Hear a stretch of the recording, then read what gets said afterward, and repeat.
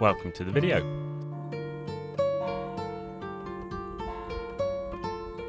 The birth of Saint David was predicted by prophecies and accompanied by miracles. His and his mother's lives are intertwined with myth and legend from pagan and early Christian times. So please join us as we explore the ancient monument where this tale begins, then into St David's to visit the cathedral and explore the legends and miracles attributed to the Patron Saint of Wales.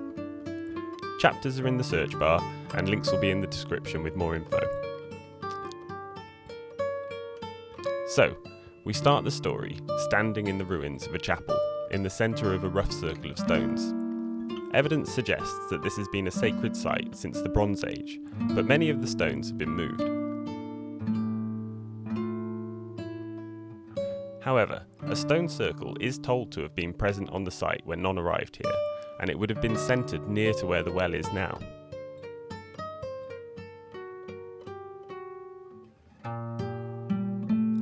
It's commonly told that Non was born in the late 5th century. The daughter of a local chieftain or prince. Raised Nonna or Nonita, she became a nun at a religious community called T Gwyn, thought to have been near White Sands Bay less than a few miles from here. The story takes a dark turn though, when Non is said to have been out walking by the coast as a storm came in. As she sought to take shelter in a nearby chapel, she was seen by a man called Sanctus, who was the king of Ceredigion. He followed her, attacked her, and forced himself upon her. This violent act resulted in a pregnancy, and Non retreated into hiding.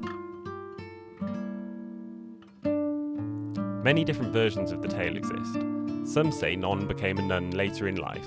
Others give different identities to both her father and the attacker, but one legend goes further to say that 2 standing stones appeared at the scene of the crime, and that her father was actually Cynir Cain Farfog, Lord of Dyfed.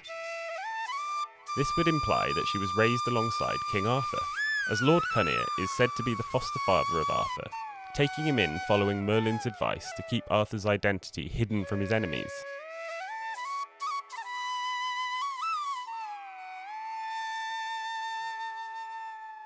Merlin the Wizard, or perhaps Druid, is also credited with prophesying the next part of Non's story, when he said, "A preacher of Ireland shall be dumb on account of an infant growing in the womb." The story goes that during her pregnancy, Non took sanctuary in a holy place, where an Irish priest named Gildas was preaching. Gildas found himself unable to speak in the presence of Non and her unborn child, confirming that the child would one day be a great preacher. This drew dangerous attention to Non, as it had been foretold in both pagan and Christian circles that the coming of a great leader to West Wales was imminent, a man whose power will fill the whole land. This frightened local leaders. Some say even her own father was among the powerful men who sent mercenaries to try and kill the child at birth. Non sought out a special place, sacred and safe, here on the cliffs in the centre of a stone circle. The location by itself could have been discovered, but as the day approached, a devastating storm came in off the sea, battering the coast and making travel and navigation near impossible, driving those that pursued her into hiding. Throughout the storm, the spot where we stand today is said to have remained calm and brightly lit. Her labour was long and hard, and in her pain she grasped the stone with impossible strength, imprinting it with her fingers, and finally splitting the stone in two. In blessing of the birth, a spring of crystal clear water issued from the rock, the spring that flows to this day. The baby was taken to the spring to be baptised, held in the arms of a blind monk called Movi.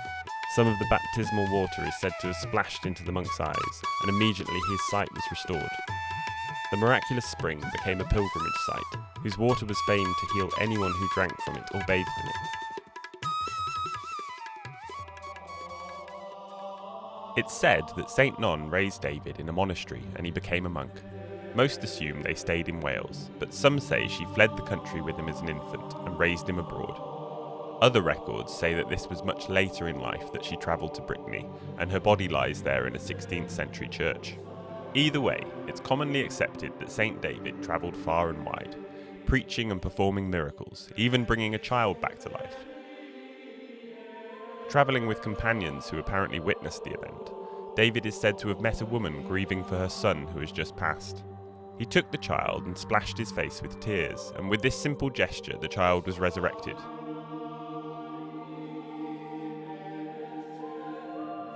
In Llandewi Brefi, about 70 miles away, another miracle is said to have happened when he was about to preach to a large crowd, so large that the people in the back would neither see nor hear him.